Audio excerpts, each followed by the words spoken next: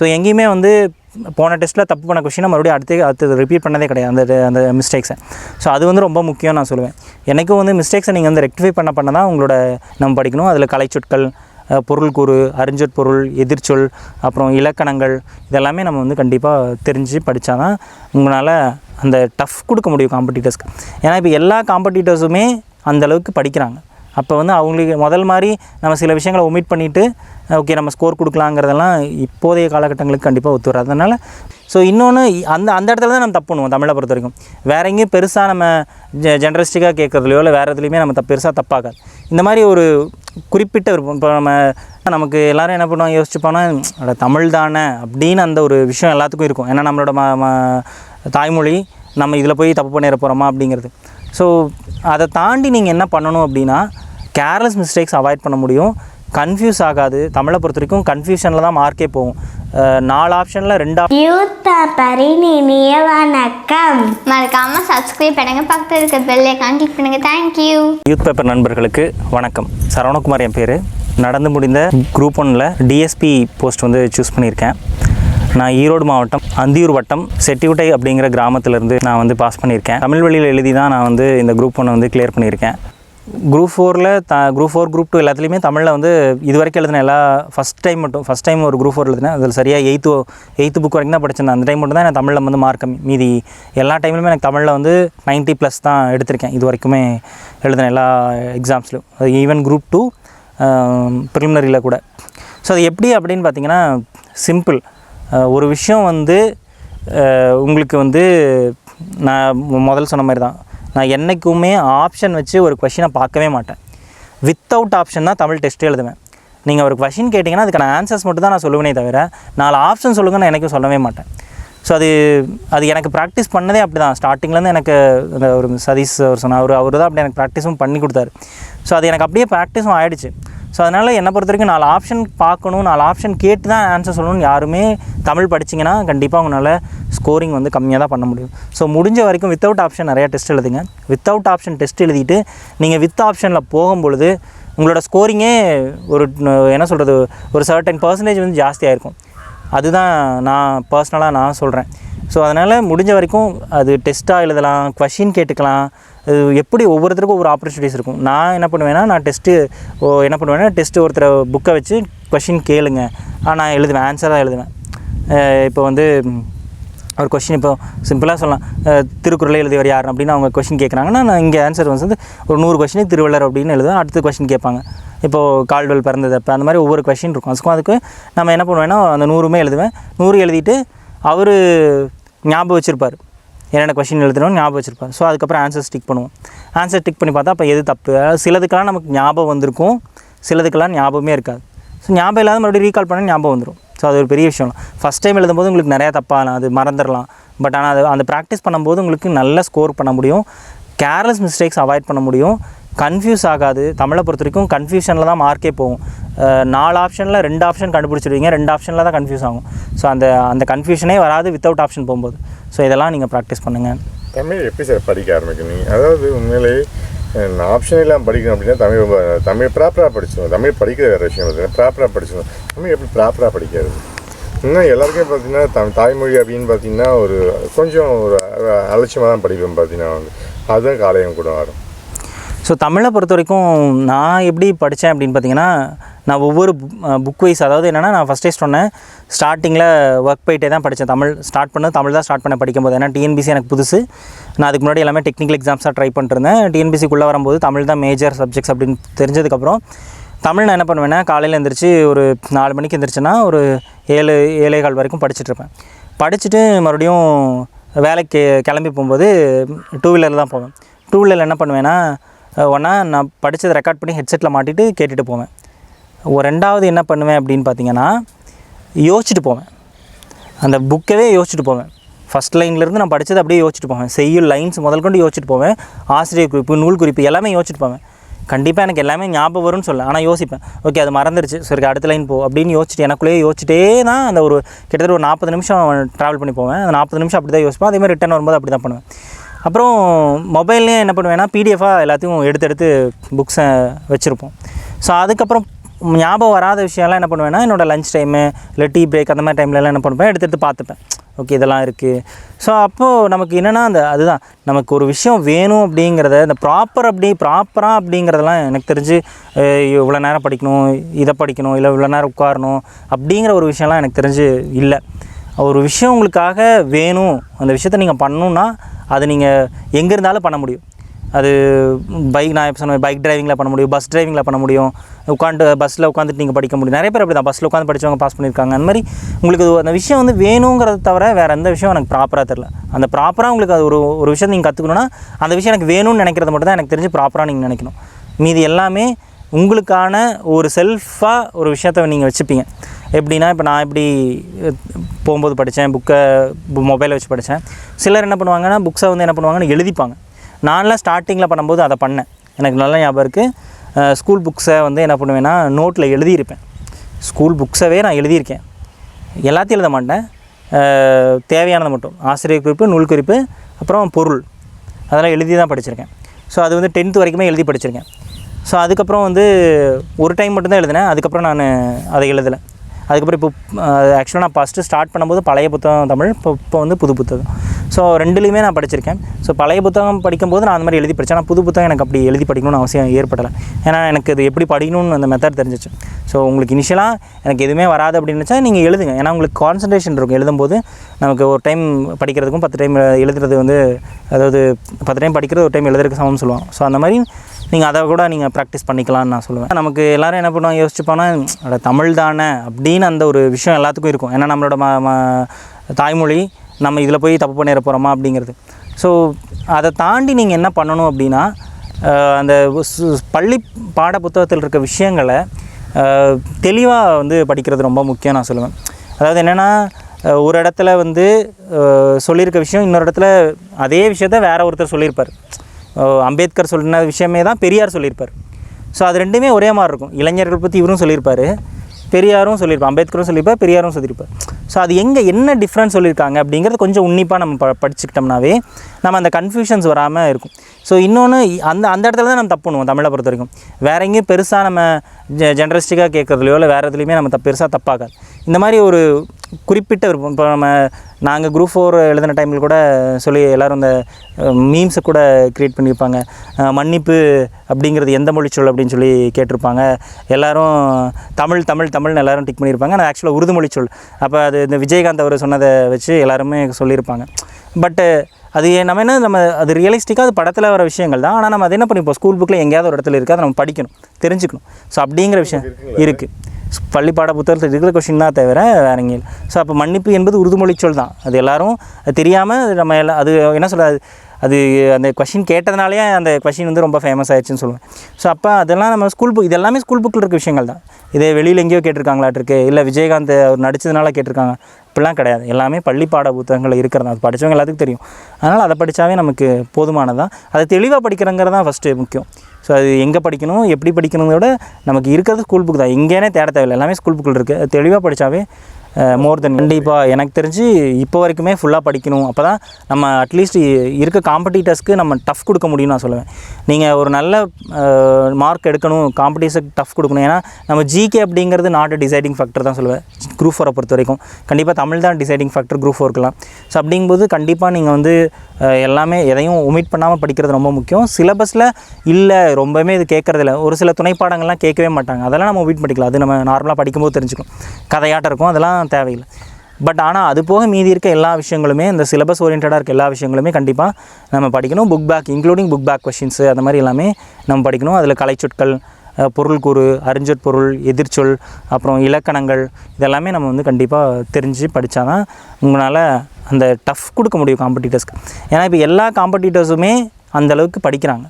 அப்போ வந்து அவங்களுக்கு முதல் மாதிரி நம்ம சில விஷயங்களை ஒமிட் பண்ணிவிட்டு ஓகே நம்ம ஸ்கோர் கொடுக்கலாங்கிறதெல்லாம் இப்போதைய காலகட்டங்களுக்கு கண்டிப்பாக ஒத்து வராது. அதனால் முடிஞ்ச வரைக்கும் எல்லாம் படிச்சிருங்க.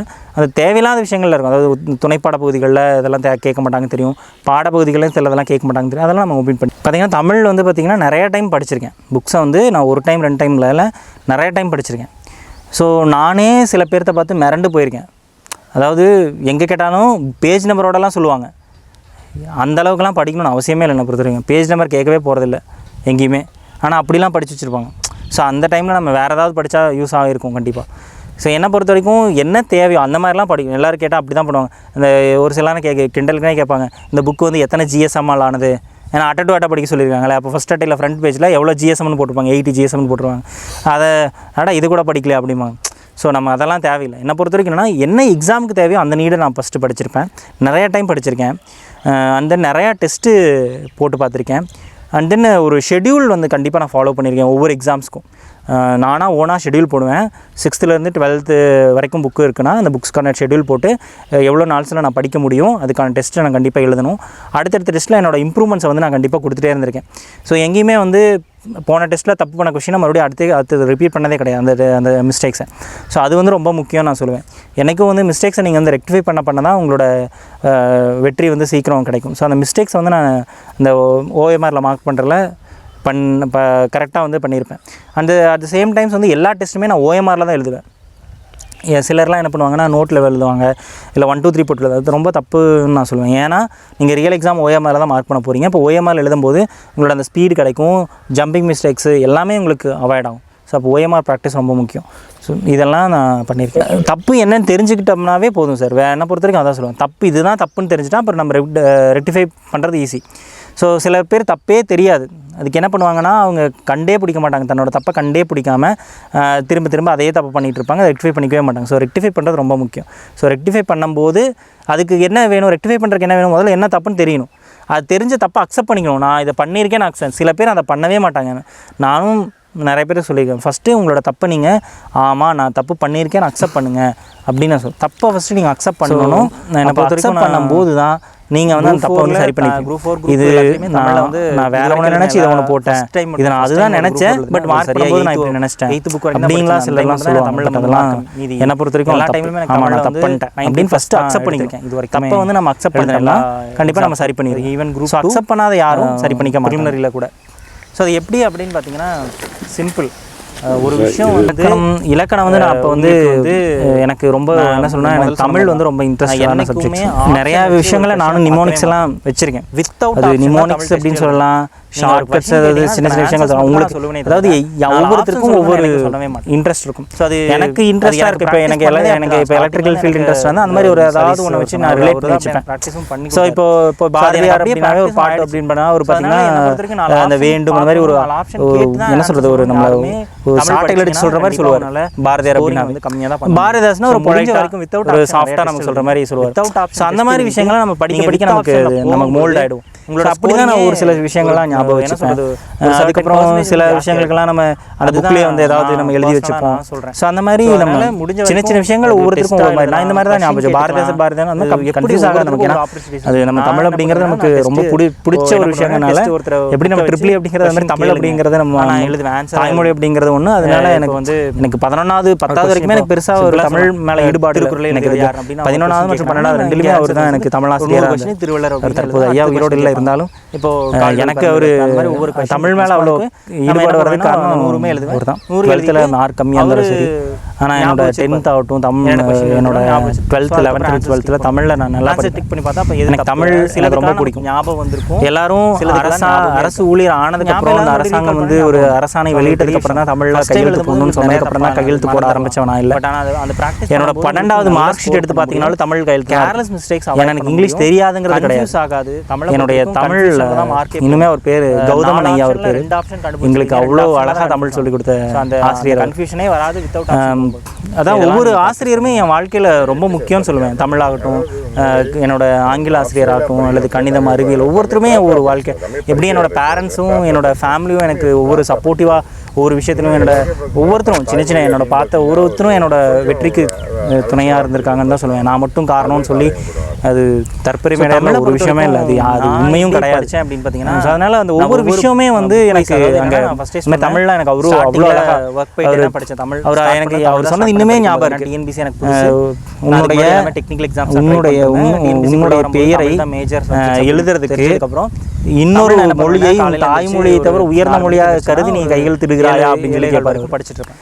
எனக்கு வார்த்தை அப்போ மனசில் பதிஞ்ச வார்த்தை அவர் சொன்னதுக்கப்புறம் நான் அதுக்கப்புறம் தமிழில் மட்டும்தான் கையெழுத்து என்ன பண்ணுவேன்னா இப்போ ஒரு சில எக்ஸாம்ஸில் கம்பல்சரி இங்கிலீஷில் போட சொல்லுவாங்க கேட்டுட்டு இப்போ ரயில்வேலாம் கம்பல்சரி இங்கிலீஷில் போட என்ன அங்கெல்லாம் வேறு வழி இல்லை நம்ம அப்புறம் ஏன்னா தமிழ் புரியாத உங்களுக்கு ஹிந்தியில் போடணும் இல்லை இங்கிலீஷ் ரெண்டு தான் யோசிச்சு அங்கே இங்கிலீஷில் போடுவோம் ஆனால் அதை தவிர படிச்சது வேறு எங்கேயுமே நான் என்னுடைய தமிழ் கையெழுத்தை மட்டும்தான் நூல் குறிப்பு எல்லாமே யோசிச்சு இது வரைக்குமே கண்டிப்பாக எனக்கு எல்லாமே ஞாபகம் சொல்லலாம் ஆனால் இப்போ இருந்ததில் 12வது அவர் சொன்ன அந்த தேதியிலிருந்தே எனக்குள்ளே 12வது மார்க்ஷீட்டில் கூட என்னோட இன்னுமே தமிழ் கையெழுத்து தான் அவ்வளோ நேசிச்சு நான் தமிழை வந்து படிச்சிருக்கேன் அப்பவே. அதனால எனக்கு தமிழ் டிஎன்பிசிக்கு ஆரம்பிக்கும் போது அது பெரிய விஷயமா எனக்கு தெரியல. ஏன்னா இலக்கணம் எல்லாமே எனக்கு பரிச்சயமான ஒன்றா. அதுக்கப்புறம் ஞாபகம் வராத விஷயம்லாம் என்ன பண்ணுவேன்னா என்னோட லஞ்ச் டைமு இல்லை டீ பிரேக் அந்த மாதிரி டைம்லலாம் என்ன பண்ணுவேன் எடுத்து பார்த்துப்பேன். ஓகே இதெல்லாம் இருக்குது. ஸோ அப்போது நமக்கு என்னென்னா அதுதான் நமக்கு ஒரு விஷயம் வேணும் அப்படிங்கிறத இந்த ப்ராப்பராக அப்படிங்கிறதெல்லாம் எனக்கு தெரிஞ்சு இவ்வளோ நேரம் படிக்கணும், இதை படிக்கணும், இல்லை இவ்வளோ நேரம் உட்காரணும் அப்படிங்கிற ஒரு விஷயம்லாம் எனக்கு தெரிஞ்சு இல்லை. ஒரு விஷயம் உங்களுக்காக வேணும், அந்த விஷயத்தை நீங்கள் பண்ணணுன்னா அது நீங்கள் எங்கே இருந்தாலும் பண்ண முடியும். அது நான் இப்போ சொன்ன பைக் டிரைவிங்கில் பண்ண முடியும், பஸ் டிரைவிங்கில் பண்ண முடியும், பஸ்ஸில் உட்காந்துட்டு நீங்கள் படிக்க முடியும். நிறைய பேர் அப்படி தான் பஸ்ஸில் உட்காந்து படித்தவங்க பாஸ் பண்ணியிருக்காங்க. அந்த மாதிரி உங்களுக்கு அந்த விஷயம் வந்து வேணுங்கிறத தவிர வேறு எந்த விஷயம் எனக்கு ப்ராப்பராக தெரில. அந்த ப்ராப்பராக உங்களுக்கு அது ஒரு விஷயம் நீங்கள் கற்றுக்கணுன்னா அந்த விஷயம் எனக்கு வேணும்னு நினைக்கிறது மட்டும் தான் எனக்கு தெரிஞ்சு ப்ராப்பராக நீங்கள் நினைக்கணும். மீதி எல்லாமே உங்களுக்கான ஒரு செல்ஃபாக ஒரு விஷயத்தை நீங்கள் வச்சுப்பீங்க. எப்படின்னா இப்போ நான் எப்படி போகும்போது படித்தேன், மொபைலை வச்சு படித்தேன். சிலர் என்ன பண்ணுவாங்கன்னா புக்ஸை வந்து என்ன பண்ணுவாங்கன்னு எழுதிப்பாங்க. நான்லாம் ஸ்டார்டிங்கில் பண்ணும்போது அதை பண்ணேன். எனக்கு நல்ல ஞாபகம் இருக்குது. ஸ்கூல் புக்ஸை வந்து என்ன பண்ணுவேன்னா நோட்டில் எழுதியிருப்பேன். ஸ்கூல் புக்ஸவே நான் எழுதியிருக்கேன். எல்லாத்தையும் எழுத மாட்டேன், தேவையானதை மட்டும். ஆசிரியர் குறிப்பு, நூல் குறிப்பு, அப்புறம் பொருள் அதெல்லாம் எழுதி தான் படிச்சிருக்கேன். ஸோ அது வந்து 10th வரைக்குமே எழுதி படிச்சிருக்கேன். ஸோ அதுக்கப்புறம் வந்து ஒரு டைம் மட்டும்தான் எழுதினேன். அதுக்கப்புறம் நான் அதை எழுதலை. அதுக்கப்புறம் இப்போ ஆக்சுவலாக நான் ஃபஸ்ட்டு ஸ்டார்ட் பண்ணும்போது பழைய புத்தகம் தமிழ், இப்போ வந்து புது புத்தகம். ஸோ ரெண்டுலேயுமே நான் படிச்சிருக்கேன். ஸோ பழைய புத்தகம் படிக்கும்போது நான் அந்த மாதிரி எழுதி படித்தேன். ஆனால் புது புத்தகம் எனக்கு அப்படி எழுதி படிக்கணும்னு அவசியம் ஏற்படலை. ஏன்னா எனக்கு அது எப்படி படிக்கணும்னு அந்த மெத்தட் தெரிஞ்சிச்சு. ஸோ உங்களுக்கு இனிஷியலாக எனக்கு எதுவுமே வராது அப்படின்னு நினச்சா நீங்கள் எழுதுங்க. ஏன்னா உங்களுக்கு கான்சன்ட்ரேஷன் இருக்கும். எழுதும்போது நமக்கு ஒரு டைம் படிக்கிறதுக்கும் 10 டைம் எழுதுறது வந்து, அதாவது 10 டைம் படிக்கிறது ஒரு டைம் எழுதுறதுக்கு சமம்னு சொல்லுவாங்க. ஸோ அந்த மாதிரி நீங்கள் அதை கூட நீங்கள் ப்ராக்டிஸ் பண்ணிக்கலாம்னு நான் சொல்லுவேன். ஸோ இந்த இலக்கணம்லாம் வந்து உண்மையில் நிறைய விஷயங்கள் போகிறோம். பார்த்தீங்கன்னா உரைநடை விஷயம் ஞாபகம் வச்சுக்கலாம், இந்த செய்யுள் இந்த மாதிரி விஷயம், திருக்குறள் இந்த மாதிரி விஷயங்கள்லாம் ஞாபகம் வச்சுக்கிறதுக்கு நீங்கள் என்ன மாதிரி டைப் யூஸ் பண்ணுறீங்க? சரி, இலக்கணம் வந்து நான் அப்போ வந்து எனக்கு ரொம்ப என்ன சொல்லணும்னா எனக்கு தமிழ் வந்து ரொம்ப இன்ட்ரெஸ்டடான சப்ஜெக்ட்ஸ். நான் 11th என்ன தான் தமிழில் ஃபெயிலாக இருந்தாலும் சரி, 12th மார்க் கம்மியாக இருந்தாலும் சரி, ஆனால் என்னோடய 10th ஆகட்டும் என்னோடய 12th 11th 12th தமிழில் நான் நல்லா படிப்பேன். எனக்கு தமிழ் எனக்கு ரொம்ப பிடிக்கும். எல்லோரும் அரசு ஊழியர் ஆனதுக்கப்புறம் இந்த அரசாங்கம் வந்து ஒரு அரசாணை வெளியிட்டதுக்கப்புறம் தான் தமிழில் கையெழுத்து போடணும்னு சொன்னதுக்கப்புறம் தான் கையெழுத்து போட ஆரம்பித்தவன் நான் இல்லை. என்னோடய 12வது மார்க் ஷீட் எடுத்து பார்த்திங்கனாலும் தமிழ் கையெழுத்து தான் இருக்கும். ஏன்னா எனக்கு இங்கிலீஷ் தெரியாதுங்கிறது கிடையாது. என்னுடைய தமிழ் இன்னுமே அவர் பேர் கௌதமன் ஐயா அவர் பேர். எங்களுக்கு அவ்வளோ அழகாக தமிழ் சொல்லிக் கொடுத்த ஆசிரியர் அவர். அதான் ஒவ்வொரு ஆசிரியருமே என் வாழ்க்கையில் ரொம்ப முக்கியம்னு சொல்லுவேன். தமிழாகட்டும், என்னோடய ஆங்கில ஆசிரியராகட்டும், அல்லது கணிதம், அறிவியல், ஒவ்வொருத்தருமே ஒவ்வொரு வாழ்க்கை. எப்படி என்னோடய பேரண்ட்ஸும் என்னோடய ஃபேமிலியும் எனக்கு ஒவ்வொரு சப்போர்ட்டிவாக ஒவ்வொரு விஷயத்திலும் ஒவ்வொருத்தரும் சின்ன என்னோடய பார்த்த ஒவ்வொருத்தரும் என்னோடய வெற்றிக்கு துணையாக இருந்திருக்காங்கன்னு தான் சொல்லுவேன். நான் மட்டும் காரணம்னு சொல்லி அது தற்பெருமையில ஒரு விஷயமே இல்லை, அது உண்மையும் கிடையாது. ஸோ அதனால் அந்த ஒவ்வொரு விஷயமே வந்து எனக்கு அங்கே இந்த மாதிரி தமிழ்லாம் எனக்கு அவ்வளோ அழகாக அவர் சொன்னது இன்னுமே ஞாபகம் இருக்குது. உன்னுடைய பெயரை எழுதுறதுக்கு இன்னொரு மொழியை உன் தாய்மொழியை தவிர உயர்ந்த மொழியாக கருதி நீ கையெழுத்திடுகிறாயா அப்படின்னு சொல்லி கேட்பார் அவர். எனக்கு வார்த்தை அப்போ மனசில் பதிஞ்ச வார்த்தை. அவர் சொன்னதுக்கப்புறம் நான் அதுக்கப்புறம் தமிழில் மட்டும்தான் கையெழுத்து போட்டிருக்கேன். இப்போது ஒரு சில எக்ஸாம்ஸில் கம்பல்சரி இங்கிலீஷில் போட சொல்லுவாங்க. இப்போ ரயில்வேலாம் கம்பல்சரி இங்கிலீஷில் போட சொல்லுவாங்க. அங்கெல்லாம் வேறு வழி இல்லை. நம்ம அப்புறம் ஏன்னா தமிழ் புரியாத உங்களுக்கு ஹிந்தியில் போடணும், இல்லை இங்கிலீஷ் ரெண்டு தான். ஸோ அங்கே இங்கிலீஷில் போடும். ஆனால் அதை தவிர வேறு எங்கேயுமே நான் என்னுடைய தமிழ் கையெழுத்தை மட்டும்தான் விட்டுருக்கேன் இது வரைக்குமே. எப்போது நான் இப்போ இருந்ததில் 12வதுலேருந்து அவர் சொன்ன அந்த தேதியிலிருந்தே தான் 12வது மார்க் ஷீட்டில் கூட என்னோடது இன்னுமே தமிழ் கையெழுத்து தான் இருக்கும். ஸோ அவ்வளோ நேசித்து நான் தமிழை வந்து படிச்சிருக்கேன் அப்போவே.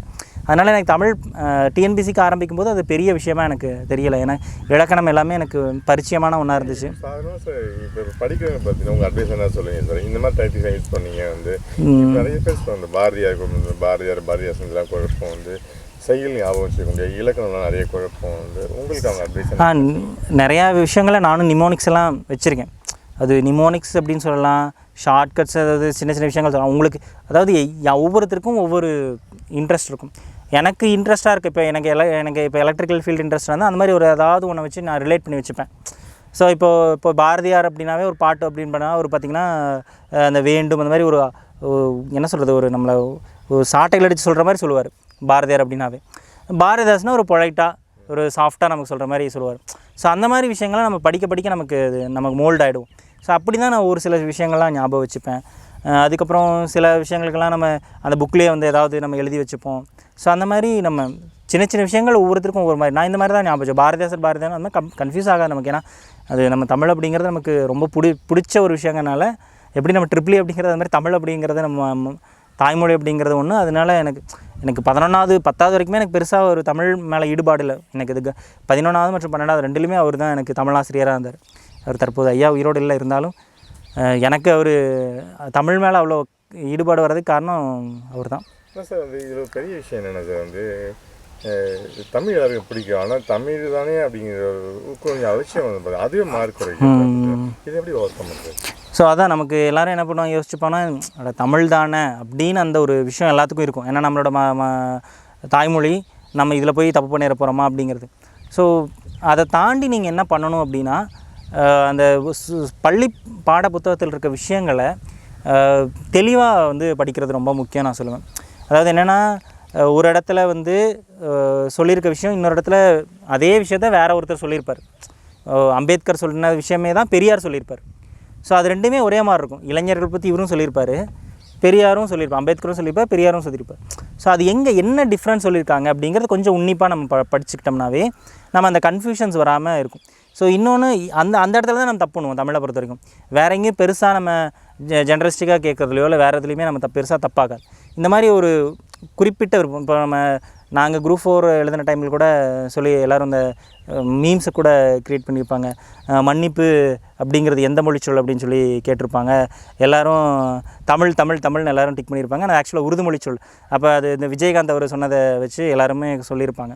பட்டு அது நம்ம அது ரியலிஸ்டிக்காக அது படத்தில் வர விஷயங்கள் தான். ஆனால் நம்ம அது என்ன பண்ணிப்போம், ஸ்கூல் புக்கில் எங்கேயாவது ஒரு இடத்துல இருக்குது, அதை நம்ம படிக்கணும், தெரிஞ்சுக்கணும். ஸோ அப்படிங்கிற விஷயம் இருக்குது. பள்ளிப்பாட புத்தகத்தில் இருக்கிற கொஷின் தான் தவிர வேற எங்கேயும் இல்லை. ஸோ அப்போ மன்னிப்பு என்பது உருதுமொழி சொல் தான். அது எல்லோரும் தெரியாமல் நம்ம அது என்ன சொல்கிறது, அது அந்த கொஷின் கேட்டதுனாலே அந்த கொஷின் வந்து ரொம்ப ஃபேமஸ் ஆயிடுச்சுன்னு சொல்லுவேன். ஸோ அப்போ அதெல்லாம் நம்ம ஸ்கூல் புக், இது எல்லாமே ஸ்கூல் புக்கில் இருக்க விஷயங்கள் தான்.